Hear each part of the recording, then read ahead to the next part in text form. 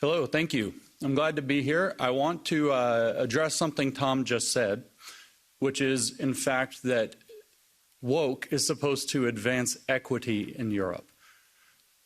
So here's the definition of equity, and see if it sounds like a definition of anything else you've ever heard of. The definition of equity comes from the public administration literature. It was written by a man named George Frederickson. And the definition is an administered political economy in which shares are adjusted so that citizens are made equal. Does that sound like anything you've heard of before? Like socialism? They're going to administer an economy to make shares equal. The only difference between equity and socialism is the type of property that they redistribute, the type of shares. They're going to redistribute social and cultural capital in addition to economic and material capital. And so this is my thesis when we say, what is woke? Woke is Maoism with American characteristics, if I might borrow from Mao himself, who said that his philosophy was Marxism, Leninism with Chinese characteristics, which means woke is Marxism. And it's a very provocative statement. It's something you will certainly hear it is not, that it is different. And the professors and the philosophers will spend a large amount of time explaining to you why. No, it's about economics when it's Marxism. This is social, this is cultural, this is different. It's not different. I need you to think biologically for one moment, and I don't mean about your bodies. We could do that. That's a different topic. I want you to think how we organize plants and animals when we study them. They're species, but above species there are the genus of the animals. So you think like the cats, all the cats, but you have tigers, you have lions, you have house cats, you have whatever, leopards, many different kinds of cats. If we think of Marxism as a genus of ideological thought, then classical economic Marxism is a species, radical feminism is a species in this same genus, critical race theory is a species in this genus, queer theory is a species in this genus, post-colonial theory that's plaguing Europe is a species in this genus, and they have something that binds them together called intersectionality that makes them treated as if they are all one thing.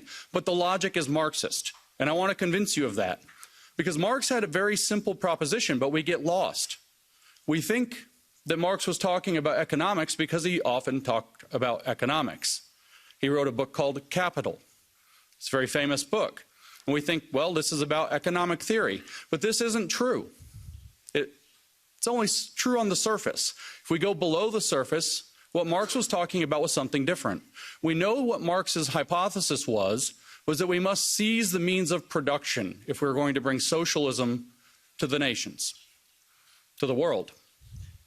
We have to seize the means of production. So we have to ask, what does he mean? And if we think that it's about capital, then we miss what he means. If you think it's about the means of production in the factory with a hammer and the means of production in the field with a sickle, then you miss what it means. Because Marx explained what makes human beings special in his earlier writings. And what makes human beings special is that man is a being that is incomplete and knows that he is incomplete. He is a man whose true nature has been forgotten to him, which is social being. He is a socialist at heart who doesn't realize it. And the reason he doesn't realize it is because of the economic conditions operating as the means of construction or production, not just of the economy, but of him, but of man, of society, and particularly of history. Marx said that he had the first scientific study of history. How was history produced? By man, doing man's activity, and man's key activity was economic activity, as he saw it. And so economic production doesn't just produce the goods and services of the economy, it produces society itself. And society, in turn, produces man. He called this the inversion of praxis. And so when he says we must seize the means of production, and he's talking about factories and fields, he's actually talking about how we construct who we are as human beings so that we might complete ourselves, so that we might complete history. And at the end of history, mankind will remember that he is a social being and we will have a socialist society, a perfect communism that transcends private property, is how he put it. He said, in fact, that communism is the transcendence of private property as human self-estrangement. That's a quote from the Economic Philosophic Manuscripts of 1844. So Marx was interested in controlling, or understanding and controlling, how man produces himself. And he writes about this exclusively in the 1840s, very deeply. How do we do this? And he looks at the economic conditions and he says, this is where it is. And that's why we get economic Marxism, and that's why we think Marx was an economist. But Marx was never an economist. He was a theologian. He wanted to produce a religion for mankind that would supersede all of the religions of mankind and bring him back to his true social nature. And this is the true fact of Marx. And what the goal was, like I said, is to complete man. So what he said is, well, how are we building man currently? All of his economic analysis is about how are we building man at present through what he called material determinism. And he said, well, what we have is a special form of private property in our society. Our society is organized around private property. And so all of our thoughts organize around private property. In other words, there's a special kind of property that the bourgeois elite class has access to, and then they organize society to exclude everybody else from access to that property through exploitation, through alienation, through estrangement, through oppression. And so what Karl Marx was proposing is that economics becomes a vehicle to separate society into a bourgeois class that has access to a special form of property. The people who have access wish to retain that, so they oppress people and keep other people out of that special form of property. They erect a system of classism to do that. It's enforced by an ideology called capitalism that believes that this is the right way to engage in the world. And what we have to do is awaken the underclass, the proletariat, to the real conditions and the fact that they are historical agents of change, and bring them to do a revolution and transform society so that we would have equity or socialism, whichever word you want. They have the same definition. Now let's say that we step out, we step back from this species, this economic species, Homo economicus, and we step back to the genus, and we look at this idea, a special form of property that segregates society into people who have, the bourgeois, and the people who do not have, who are in class conflict with an ideology that keeps this in place. And the underclass must awaken with consciousness to fight back and to seize the means of production of that form of deterministic property. And now we say, change out class, put in race. And watch, we get critical race theory falls out of the hat, just like that. Very simple. In 1993, Cheryl Harris wrote a long article for the Harvard Law Review called Whiteness as Property. She explained that whiteness, or white privilege, constitutes a kind of cultural private property. She says it must be abolished in order to have racial justice. Just like Karl Marx said that in the Communist Manifesto, he wrote, communism can be summarized in a single sentence, the abolition of private property. Well, this is why critical race theory calls to abolish whiteness, because whiteness is a form of private property. People who have access to this property are whites or white adjacent, or they act white. These are words out of the American lexicon that they've used to describe how people gain access to the private property. People without that are people of color, and they are oppressed by systemic racism. Systemic racism is enforced by an ideology of white supremacy instead of capitalism. If you think of whiteness as a form of cultural capital, white supremacy, as they define it, is identical to capitalism. It's the belief, it's not believing that white people are superior. It's believing that white people have access to the control of society and should maintain that, even if you don't actually believe that. If you merely support that, you have adopted the ideology of white supremacy into your mind. And so you have the exact same system. And the goal is to awaken a racial consciousness in people so that they will band together as a class and seize the means of cultural production so that white cultural production is no longer the dominant mode. It's a big mystery in Europe, I know, in the UK, throughout Europe, I hear this question again and again. Why on earth is this very American phenomenon about slavery and so on that doesn't apply to our country? Why is it popular here? It's because it's not about history at all. It's not about slavery at all. Those are excuses that they use. It's about creating a class consciousness that's against this form of property called whiteness, that's against the dominant culture that may just be a matter of fact, say, if you're in Europe. That's why. Because it becomes a site by which people can come together and they can channel resentment and try to claim power. I wrote a book called Race Marxism, and I defined critical race theory as it really is in that book on the first page. I said that critical race theory is calling everything you want to control racist until you control it. But couldn't we say the same about Marxism? It's calling everything you want to control bourgeois until you control it. But those mean the same thing. They mean exactly the same thing. But what about, say, queer theory? How is that Marxist? It's very strange, all this gender and sex and sexuality. Well, Tom said, what does woke attack? The idea of being normal.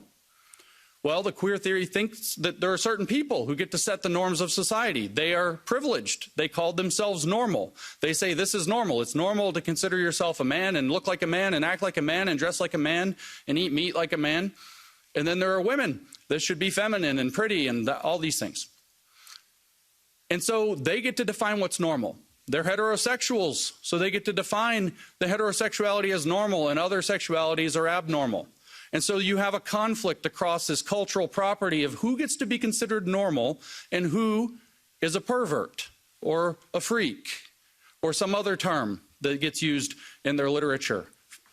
But technically, who is a queer, which sounds like a slur, but they adopted it and it's a technical academic term now. It means an identity without an essence, by the way, an identity that is strictly oppositional to the concept of the normal, as defined by queer theorist David Halperin in his 1995 book, Saint Foucault, Toward a Gay Hagiography. I didn't make that up. I'm not extrapolating. So you see, queer theory is just another species of the genus of Marxism. What about post-colonial theory, which is plaguing Europe, thanks to Frantz Fanon and his biggest European fan, Jean-Paul Sartre? What about this? Well, it's the same. You have the West as the oppressor. They have access to the material and cultural wealth of the world because they've decided their culture is the default and have gone and colonized the world to bring culture to the world, as they say. And so the oppressed, the natives around the world, the people have to band together, and their activity is going to be called decolonization. They have to remove every aspect of Western culture. So when they come to Belgium or they come to France or they come to the United States and they say we're going to decolonize the curriculum, or they go to the UK and say we're going to decolonize Shakespeare, this is what they mean. We're going to remove the cultural significance of your cultural artifacts because those cultural artifacts themselves are oppressive to us.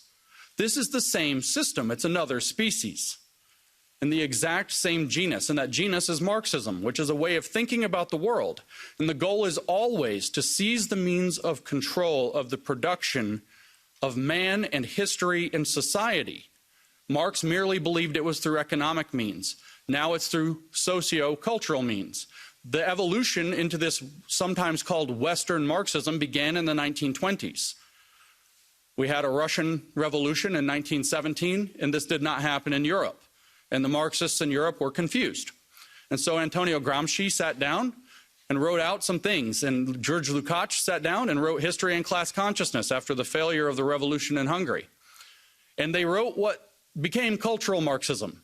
The idea that we have to enter the cultural institutions in order to change them from within, because Western culture has something about it that's repelling socialism. So we have to go inside and change the culture to make it socialist. Now, you aren't allowed to talk about cultural Marxism now. They've categorized this as a conspiracy theory. They say that it is anti-Semitic. This is not true. Antonio Gramsci wrote books. George Lukács wrote books. You can read those books. They have a philosophy. If they don't like the name cultural Marxism, we can use the name that other people at the time used, Western Marxism. So much like I don't know, a virus adapting to the conditions. It changed to try to infect a new host. It worked in feudal societies. Marxism took over in Russia. It took over later in China. It took over in all of these kind of agriculturally driven feudal societies, but it wouldn't work in actual capitalist nations because Marx was wrong. Then several Germans from the Frankfurt School started to study this phenomenon in more depth, and they evolved the idea further. They evolved the idea into what's called critical Marxism. They developed what's called the critical theory.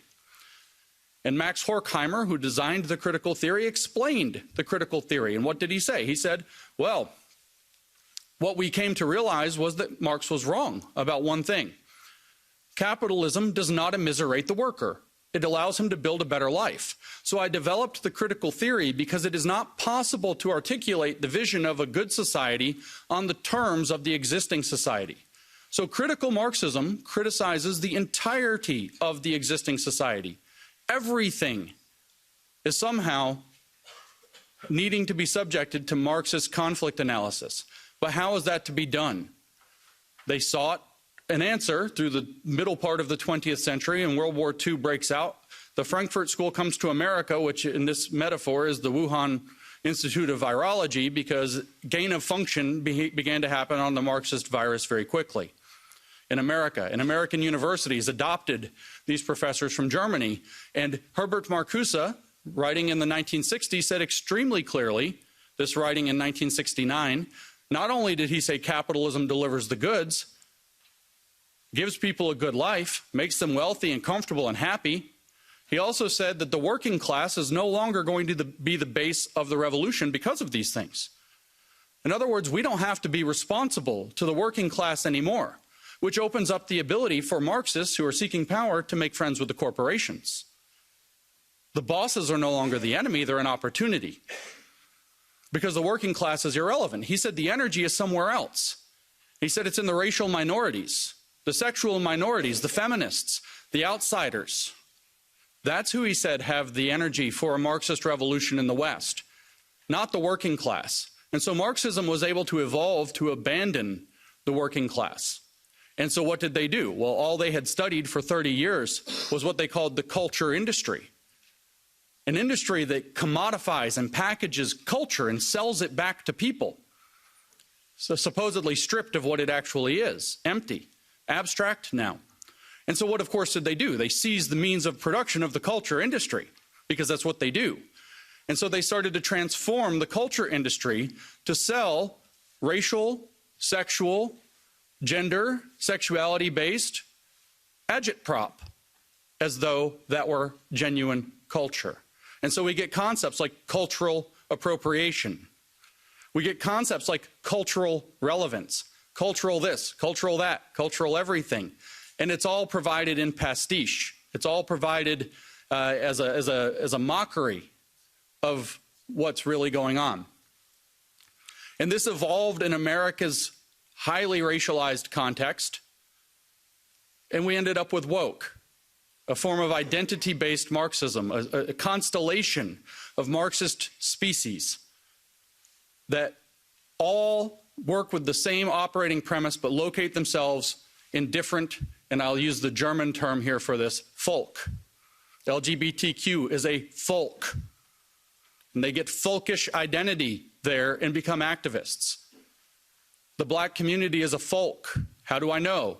That's what W.E.B. Du Bois said it would be when he laid down the foundations that became critical race theory later. They think of themselves as nations. Don't they all have flags? Don't they put them on your buildings like colonizers? Don't they hang them in your streets? They think of themselves as occupying nations, but they see themselves as bound together, just like the various colonized nations around the world, in seeking liberation from Western civilization. And so we end up with Western Marxism taking many forms, but with one overarching approach. And the approach that they use, I started off by saying, is Maoist, not merely Marxist. Now you know the theory is Marx. It's just evolved into different species to attack the West at its weakest points through our tolerance, through our acceptance, through our openness, through our generosity, through our best traits, actually. The things that we should be proud of being, the things that we are proud of being. But Mao Zedong knew how to use identity politics. I don't know how you study in Europe, but in America we have very red-washed education, as we might say. The communists have stripped out all education about communism entirely. You don't learn about it in America at all. So we don't learn anything about Mao. And maybe you don't know this, but I tell this to American audiences and they're shocked.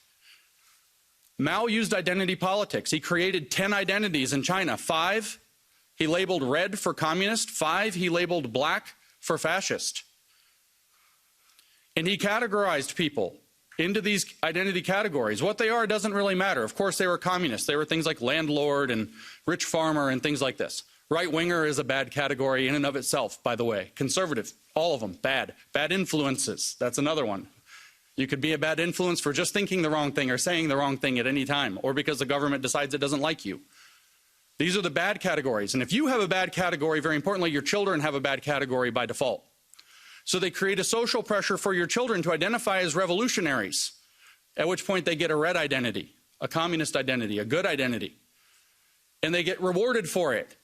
And the youth led the revolution in China because Mao did this, identity politics through the children in the schools. This should feel very uncomfortable to you.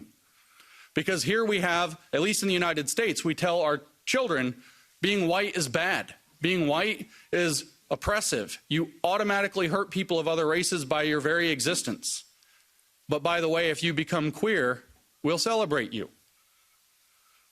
And you can create a radical army of people who identify as gender minorities and sexual minorities at 7 years old.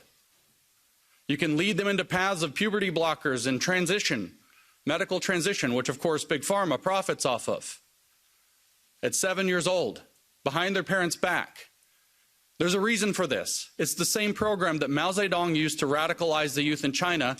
The only thing different is the identity categories have shifted. It's Maoist cultural revolution with American characteristics, and it's being exported to Europe. And just like how critical race theory has come to Europe, even though it doesn't make sense, it will come to Europe, whether it makes sense or not, and you will have a cultural revolution here too. You guys even had a kind of offshoot one in 2020. George Floyd dies in Minnesota, which has nothing to do with you. And you guys have statues coming down in Europe. Total nonsense. It doesn't matter though. The point is to destroy Western civilization from within, using Maoist techniques. One last point about Mao to kind of drive that point home. Mao said in 1942 that his formula to transform China was called unity, criticism, unity. First, you try to create the desire for unity. Then you criticize people for not living up to that. Then you bring them into unity under a new standard. Does that feel like what you're being put through? But the words are different. We use words like inclusion and belonging. We'll have a place where everybody feels like they belong. We just want to have an inclusive space. But unfortunately, you have racist ideas, and we have to criticize you for those. You need to criticize yourself for those. You need to go study shuishi in Mandarin, exactly like Mao said. And then we can bring you into unity under a new standard, which Mao called socialist discipline, which we in the West would not buy. We call it in the West inclusion. And so we have this new program, and within inclusion we have, or above inclusion actually, we have sustainability. We have a sustainable and inclusive future. I see the Agenda 2030 here with an X over it. The sustainable and inclusive future is the new socialist standard, that we will have freedom under socialist discipline. And Mao said the way that that will work is through what he called democratic centralism. We call that stakeholder capitalism. And my shot at the World Economic Forum is taken because it's one of the things coordinating this. My shot at the United Nations is taken because it's one of the things that's coordinating this. So woke is Marxism. It's advancing through Maoist cultural revolution. It's using Americanized identity categories. And while some of those will not work in Europe, I guarantee you the colonial aspect will. They will find your weakness. They will adapt the theory to fit because it's like a virus that will evolve to its host. And Europe is at great risk. Now, the last thing I'll mention is this risk is twofold. When you endure Marxist provocation, Marxist strategy is always of the same type. It's called middle-level violence.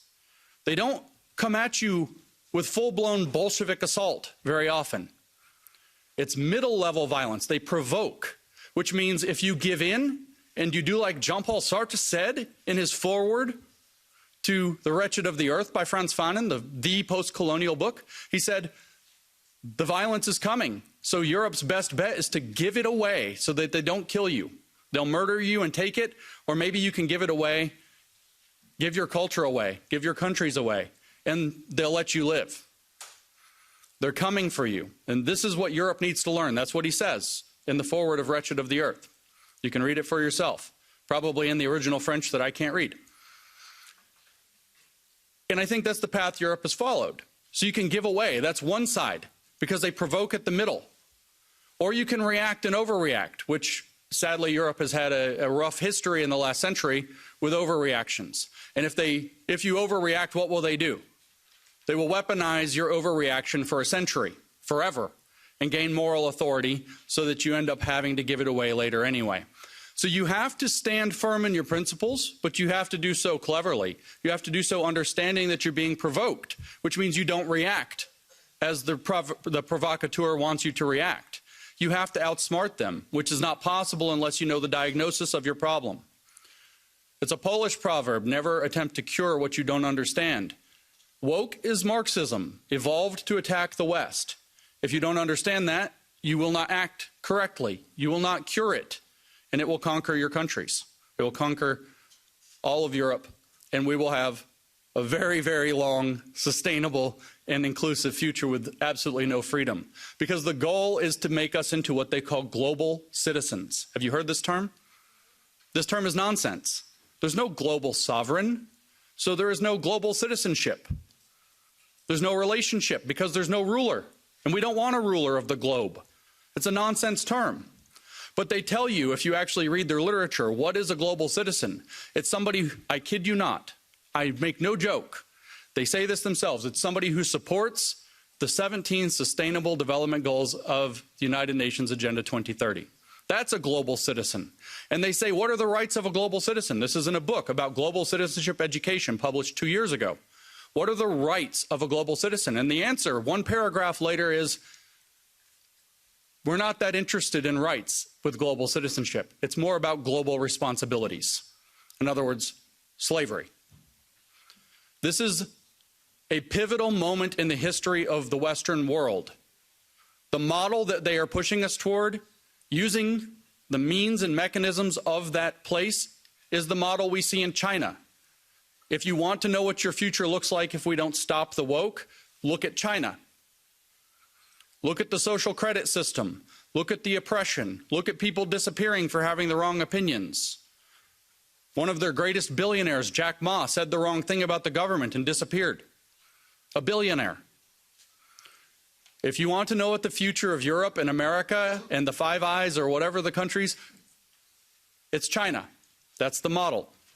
So we have to fight back against woke, but to fight back against woke, we have to understand it, and I will close by restating my thesis. Woke as Marxism evolved to take on the West, and it's been very successful so far because we haven't known our enemy. We cannot name our enemy, and I've come here to name our enemy. So thank you for your time and attention and letting me do that.